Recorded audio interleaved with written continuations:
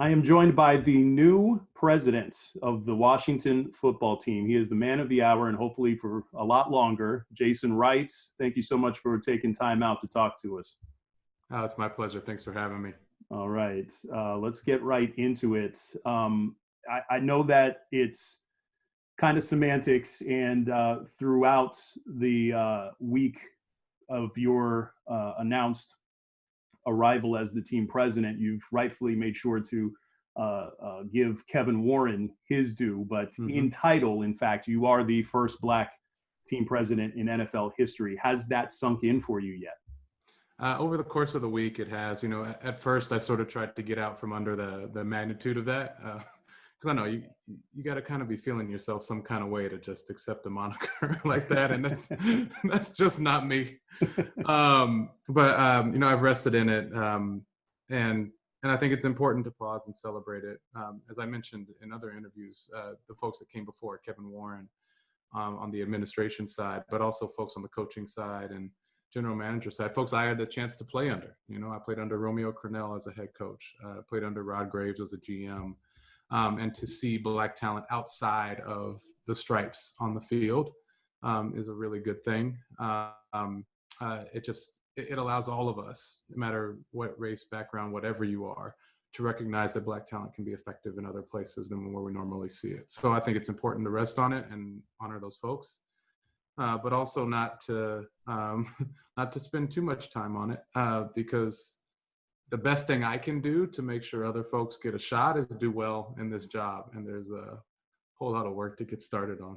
And that was actually another question I had for you. Does that add a sort of another layer of pressure to you, or? It could, but I've chosen to not allow it to. If I weren't Black, I wouldn't feel that pressure. So I'm going to choose to be unencumbered by that, and take as much as I can of the same advantage of somebody else. That said, I know it's always in the background, but for me, I have a pretty high bar for myself anyway. So I'm not sure that the historical nature of the moment is going to push me much harder than I push myself already. How do you feel about that distinction? Because on the one hand, it's good that it's finally happened, but on the other hand, it's pretty disgraceful that the league went a full century without putting a person of color in that position. I think we think about it in the league, and I've heard this comment before, because we all pay a lot of attention to football, maybe more than we do to other things. And it's also stark because 70% of the guys on the field are Black. That said, this won't be the first Black fill in the blank that you see. There are plenty of other places in our world where there is still a never in that category. It's just, I think if anything, it should just remind everybody that progress is quite recent and quite early on many different topics. So that said, I don't know that it's as productive to to ruminate on why 100 years. I'm excited to sort of be a bit more forward looking and actually more so think about the ways that we can create more pathways. Now that we're here, we here now. What can we do to accelerate the next 2, 3, 4 folks into administrative roles with real decision-making authority and all the stuff that's important about this. Yeah, and once again, you've set me up with a great segue to another question that I have for you, and that is creating a pipeline. We all know the issue when it comes to hiring head coaches of color in the NFL. As a team president, you're in a position to start to put into place structures that will allow for there to be a pipeline that perhaps gives qualified coaches an avenue to being head coaches at this level. Do you have any such structures in place? I'm new to the administrative and business side of sports. No, not the business side, but the administrative side of sports itself. And actually, my purview isn't really over football stuff. So insofar as it's actually within my own authority, I don't pick the coach. Okay. I don't have anything to do on the football side. It's all business. If you think about it this way, Coach Revere is about wins and losses. I'm about dollars and cents. That's my simplified way of thinking about the division of our roles. Yeah. That said, as I learn it, I'm sure the lessons I've learned in corporate America around how you build, more pathways is how I like to describe it. More pathways for not just Black talent, but all sorts of talent that may not get as many looks as others, to the table is important. And I'm happy to put my brain to that at the right time. But for the time being, I got other things to focus on: a COVID season, a culture that needs quite a bit of a shift, especially around how we treat each other and how we lead in our organization, and establishing a new identity amongst other things. But at the right time, I'm happy to engage on that. All right, we're going to get to some of that in a little bit. I want to know who Jason Wright is as a man, because we know football. We knew you played in the league. We know that you had a sort of a meteoric rise there within the business world. What was your upbringing like? That's a good question. Gosh, how would I describe it? I'll talk about my parents first. My dad was a civil rights activist turned salesman, tried to make him some money for his family, because civil rights don't necessarily pay the bills. Maybe it does these days, but not then. And became a salesman, and then realized to really support his family, he needed to start his own business. And he went door to door, knocking on doors, trying to build an insurance agency. And I remember being real young and like just watching his work ethic. And if I think back on, I don't know how he did it, built a business from scratch, coached my games, was present. It's pretty remarkable. My mom was a flight attendant. She worked her tail off too. I mean, she'd do turnarounds from LAX to Tokyo and be back taking care of kids, I mean, they work their tails off. And I think that's part of what I've gathered from them. I work really hard. I married somebody who works really hard. My wife works her butt off too. I think probably that work ethic of willing to do what it takes, grind stuff out when it's crunch time, is something I've always had built in me. I think the second thing that my parents were really intentional about was making sure that that I was as unhindered in pursuing the things that I wanted to pursue, especially academic and ultimately economic success, as possible. I mean, they tried to remove every barrier, protect me from the things that can typically hit, especially young men of color at a certain age, and in doing that, they made me a nerd on purpose. And that inoculated me a bit against some of the trappings that could happen in and around where I grew up. And I'm grateful for that. That's still who I am today. You grew up in California, correct? Yeah, I grew up in Cali, just outside LA. Okay. And that's where you grew up throughout? Yeah. I was there until I was 17 and left for college. Mm-hmm. But they did a really intentional job of trying to keep me from those pressures. Mm-hmm. And as best they could, they did a good job. And today, that nerdiness, still informs me in a lot of ways. I'm intellectually curious about a lot of topics. That's guided my career, frankly, so it helped land me here. I have a bit of a quirky set of interests. I dive deep into random things, which I guess could make me interesting or weird. I have my Star Wars socks on now. Oh, nice. Yeah. Big into Star Wars. What about comic books? Yeah. So I can go through sort of my order of things. I'm a little too in depth into Star Wars. Okay. I know canon. I know expanded universe. I know way too much. I know more Elvish words than I'd like to admit in the Lord of the Rings universe. Pretty deep into X-Men. X-Men was my comic book set growing up. I like a lot of things, man. I like a lot of things. I like nerding out. That's good. But yeah, they built that into me, and that's lasted too. And that's even coming to things like, I really love languages. I like learning languages. I like learning about random disciplines, and I think that's helped me be a very agile thinker, frankly. And how many languages do you know? So I used to be fluent in French, so I'm really just French and English, but I just like learning about them. My kids are both taking languages. I like leading them through that and teaching them. I just Yeah. enjoy it, what else? I'm trying to think what else they instilled. Probably the biggest thing they instilled was that even when they were in professional careers and super busy and had families, we always had an unorthodox household in that we typically had somebody living with us that was family, but not family. Mm-hmm. A friend of the family who fell on hard times lived with us for a year, or, some neighbors that, couldn't afford to live where they lived anymore.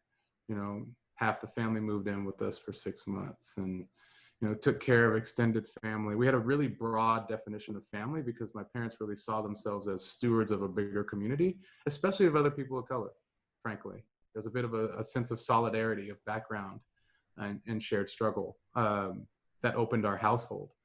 And I never thought about it. And my wife grew up similar in her household. So I never thought about it. And we have a weird family too, in that way. At any given time, we've had multiple different people living with us for months at a time. And, I've got 2 young kids, a 6-year-old son, a 9-year-old girl, but then I also have 2 older kids that are not ours biologically, 25 and 26, and 2 grandkids, 1 each. Oh, wow. Yeah. And I always, when I tell that, I'm always like, oh, this is so weird. But then I think about how our families were. It's like the natural Right. evolution of how both of us were raised to see ourselves as part of a bigger community. And if we've been given resources, yeah, we worked hard for it and all that stuff, but frankly, it's also about opportunity and luck and blessing. And so, part of our duty is to try to create other opportunities where we might have been given outsized ones. You know what I'm saying? Yeah. So that's a little bit of the DNA in our household with everyone in our family. I think those are probably the things that were most formative for me. Also, I like to have fun. I like to dance. I like to kick it. I like bourbon. I like bourbon a little too much. Oh, that we have in common. Once we wrap this up, I'll tell you about some that I found out in Washington State. Fantastic. Yeah. Now you referenced the fact that you had some or have some adopted daughters. Talk about that, because I did see an article from about a decade ago. Which, when I was retiring. In Cleveland and Arizona. Just delve into that a little bit, because that's fascinating. Yeah. So my wife, we've always been a little bit of a do-gooder family, as I said. My wife, when we lived in Cleveland, she was a teacher at the Cleveland City Mission, which is basically an inner city after school program. And, the kids there come from a variety of backgrounds, some that I could really relate to. And, 2 of the girls there developed a particularly close relationship with my wife. And, they had, they're having just challenges in their lives at the time where my wife playing a bigger role and playing a mother type role to them was really important.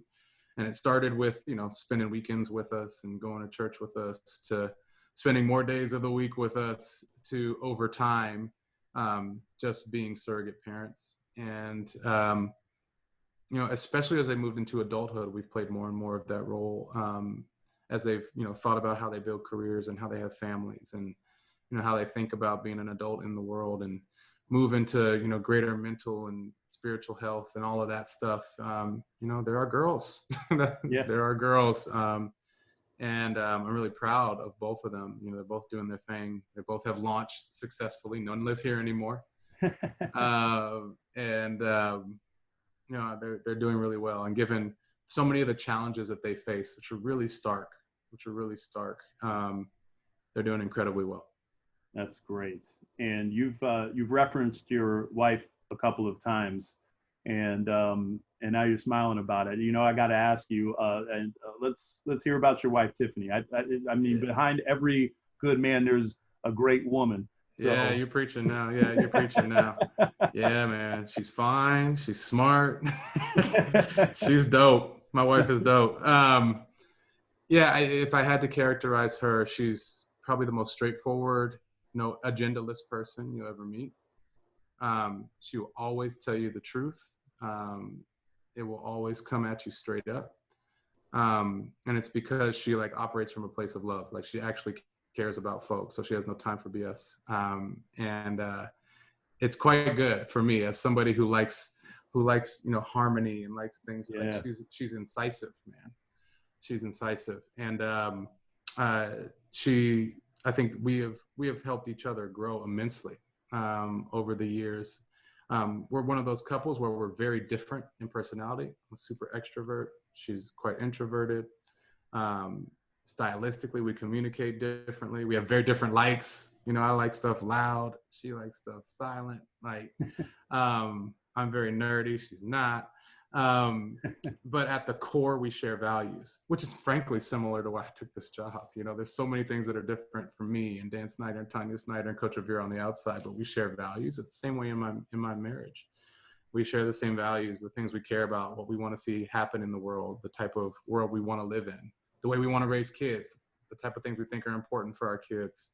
All that stuff is aligned. So, all the frou-frou on the surface, while it might be annoying day by day, I'm not detail-oriented. She is. That stuff is annoying as crap to her. But at the end of the day, those values have produced a really fruitful relationship over years that allowed us to grow and change. I'm a different dude now. Having been married to her for 12 years, been with her for 16 years. Wow. So I want to ask you about, because I'm sure your wife plays into this as well and participates, in terms of the some of your charitable endeavors here in Washington. Have you talk about some of the things that you do in the community here in Washington? Because I've heard you in other interviews, sort of reference that part of your job now is to sort of bring the franchise and the community sort of back together, because there has been that strain in recent years. So I know that that's part of the job. Sort of separate and apart from that, some of the charitable endeavors that you're yeah, I can talk about that. That's actually a good question. I wish she were in here. She'd be able to speak to it way more eloquently than me. I'll say this: whenever there's no like big organization locally that we're super engaged with. There's not. We don't have any particular local cause. When it's local for us, it's about individuals. We have friends, we have acquaintances, business owners in the area that we have chosen to support in an outsized way. And I don't like to go into details, but I really believe pretty strongly in when you're doing your charitable work or whatever it is you care about, and when you're investing your time and your talent, you kind of don't let your right hand know what your left hand is doing. I kind of believe in that principle a little bit. So I won't go into too much detail, but at the local level, I think it's all about individuals and individual people. And it's really my wife who drives that. If our theory of action is like, if you help an individual get on their feet, help a family, move through a tough time, if you support a business and drive people to support a business of people that have great values or have had obstacles they've come over, that's the way you transform, community at the local level. And then I think we see ourselves also as sort of national and global citizens. And we think about issues that cut across demographics. We're pretty apolitical. So things that cut across political lines and that are, pretty inarguably good for society, so I think that's the way we try to think about, what we give to. I know personally for me, I have tried to meld in the past. It'll be a little bit different in this role, but in the past, I've tried to bring as much of my conscience and my desire for change in society to my work. So if you look at the type of work I did at McKinsey, I had a big emphasis on the research I did, if not my client work, on racial equity, but not from a legislative protest standpoint. That's not actually how my brain works. My brain works in economics. It works in dollars and cents. And so I've written and thought a lot about economic equity and how flows of capital of various different types can get to more places in society, and how a focus on equity actually can grow the overall economic pie of our world. It's not like taken from one to bring to another. Actually, a focus on equity grows economic output overall. So that's the type of stuff that when I nerd out and bring my values and my social conscience to it that I'm interested in. So I think that's a little light touch way to give some insight into the things I care about and the things we do. But yeah, I also don't like to put too much of it out there. but you haven't, and you haven't added any children in Washington, right? Well, my son was born in Fairfax County. Oh, okay, all right, all right. Yeah. My son was born in Fairfax County. None of the adopted ones though. No, they can't. Well, they lived here, but they haven't. Yeah, there's well, actually, yeah. So actually, yeah, there's been two of the kids in our family have been born here. So my son, Okay. 6 years ago, was born here, and then one of my grandsons was born here because my daughter was living here when she was pregnant, and then had him same hospital as my son. Yeah. Okay. Let's jump back to football for a second.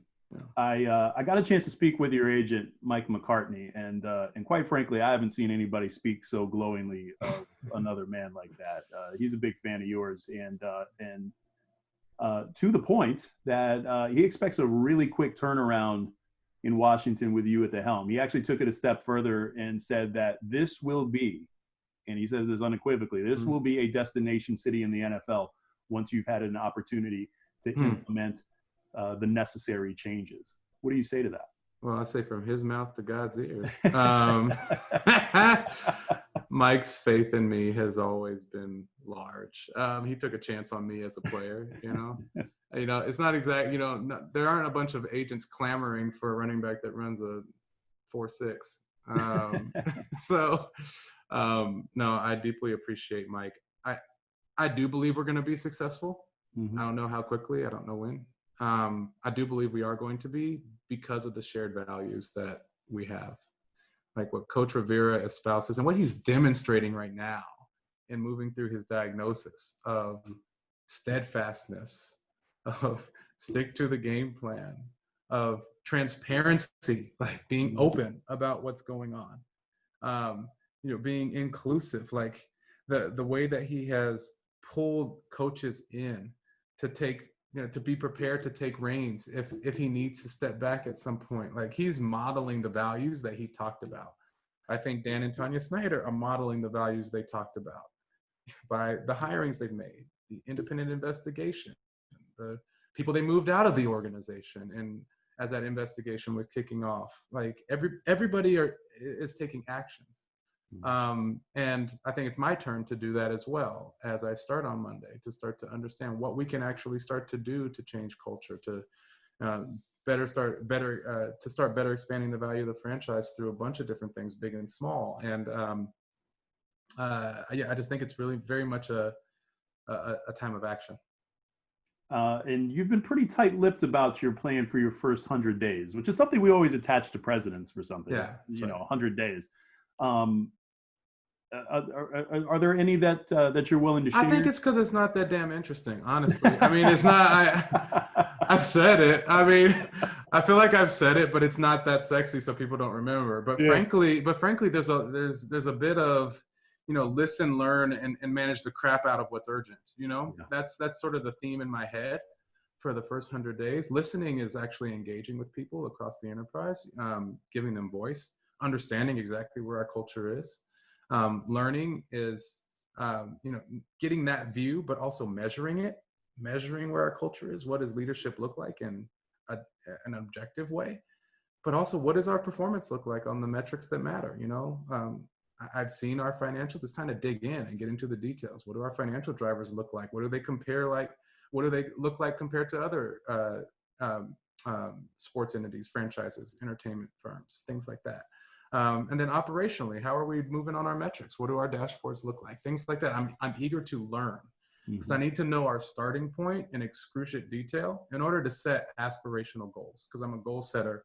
I like to set goals and I like to measure those on an ongoing basis and hold us all accountable to making progress towards those. So, I'm going to listen, I'm going to learn. And then there's some things that are really urgent. I'm censoring myself here, but the way it's written in my actual 100-day plan is manage it out of what's urgent, Yeah. And there are things that are urgent. We are in a COVID season, and a CEO typically, stays, high level, stays on the wave tops, make sure things are moving. These are things that I plan to be in the weeds in until I feel good about where we're at. And I think we're in a good spot right now on COVID, but I expect that things will shift, once we start traveling. I don't know what it's going to look like. And we have to take the safety of our players with the utmost seriousness, the safety of our staff with the utmost seriousness, and anybody engaged with the club. And so I really want to manage the crud out of COVID and our COVID strategy. I also want to manage the crud out of this culture change, and especially what we do in response to the results of the investigation, and frankly, before the investigation results are even put out. There's some things that to me are obvious that we need to get done right away. Now, I've learned some things in the last week where I'm like, oh yeah, well, it's table stakes for us to do X, Y, Z to provide a better professionalized and safe environment for our colleagues on the business side of the house. And so I know those things, and we're going to get started on those things, and I need to manage those with some rigor and some urgency and some pace. And so that's really my first 100 days. Again, it's not that interesting. But I think the thing that I'm adding to it that maybe is a bit more interesting is over the last few days, I've really understood the deep passion of our fans in a new way. And like, I played in Cleveland, so I thought I had been in a place where there were like passionate fans, you know, and they're like really passionate in Cleveland. Yeah. And this fan base is on another level. It is on another level. And while there is deep passion, the positivity of that passion varies. It varies widely. And I'm grateful that people are engaged, but I think I've come into contact with just how much hurt there is in parts of the fan base, how much disenchantment there is. And while there are great pockets of excitement and thinking about the future, we need to understand where we are collectively as a Washington football family. And the only way that I can understand that is to be talking to people. And I'm glad you brought that up because actually last season I wrote a column that was sort of a goodbye letter to the organization. And it wasn't necessarily just for me. It was kind of, it was kind of tongue in cheek, but it was also sort of indicative of what a lot of longtime fans. I mean, I grew up in this area for the most part. Yeah. Rooted for the team since I was 12 years old. And so there's not been much to like over the course of the last several years. So those fans who walked away or stopped coming to games, I mean, how do you pull them back in? How do you win them over? Yeah, if I knew the answer to that question, I would have. It would be worth it would be worth a lot of money, man. I would be worth a lot of money. I think this is at least how I'm approaching it. And I know our marketing team and the folks who focus on fan experience, the folks who run our stadium are also doing the same thing. I think the only way we find out the answer to that question is by meeting with people and listening a ton, probably more than we have in the past. And as you think about repairing any relationship, it's about time and quality time.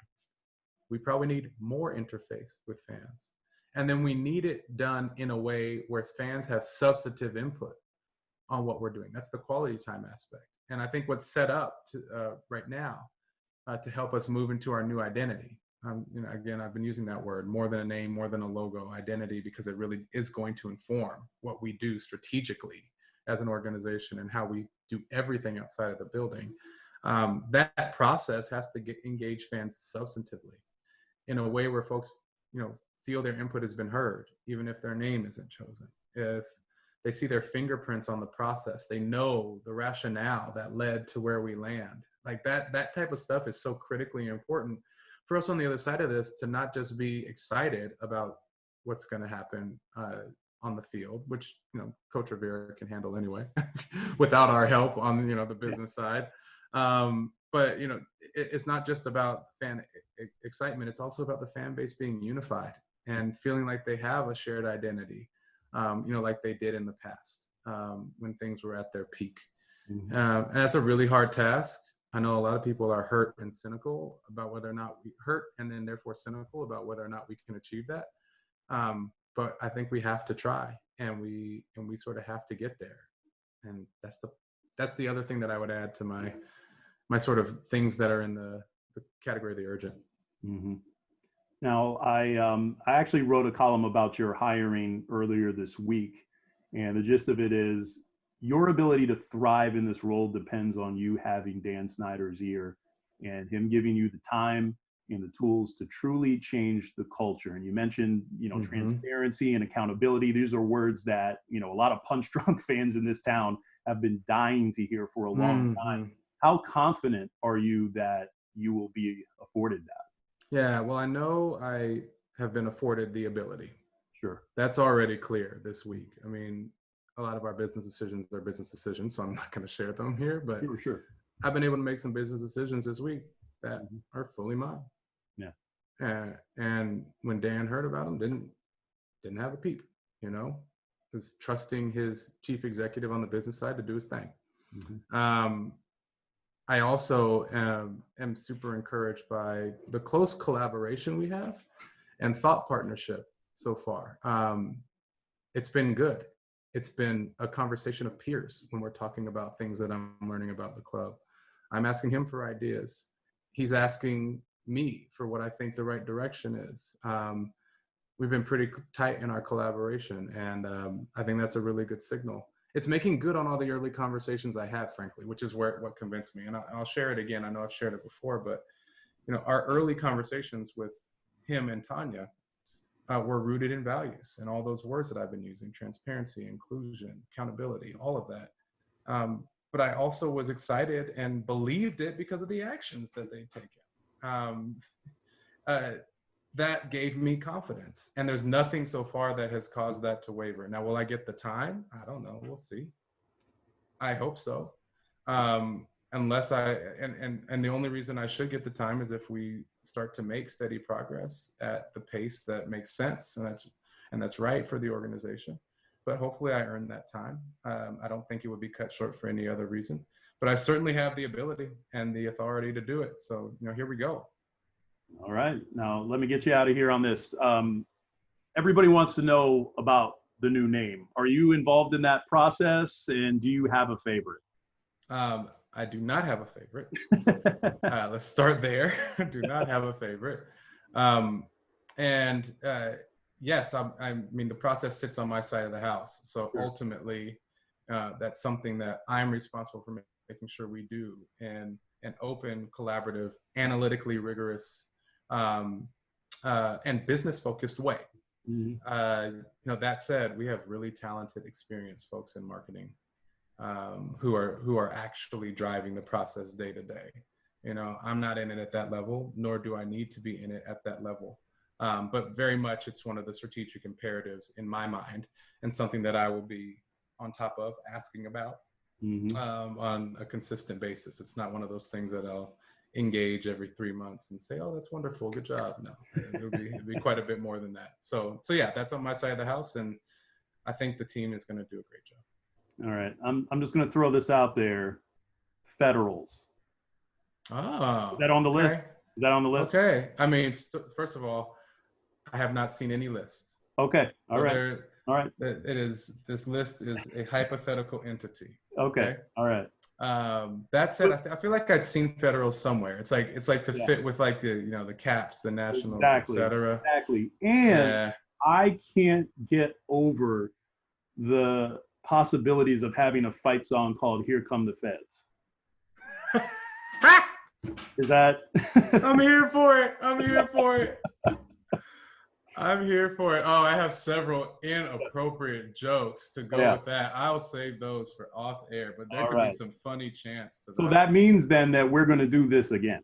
Yeah, definitely. We'll talk again. I love it. I love it. Jason Wright, this was an absolute pleasure. Thank you so much for joining me, and hopefully we get to talk more as hopefully you're here for the long haul, the very long. Yeah, I hope so too, Rob. Thanks, man.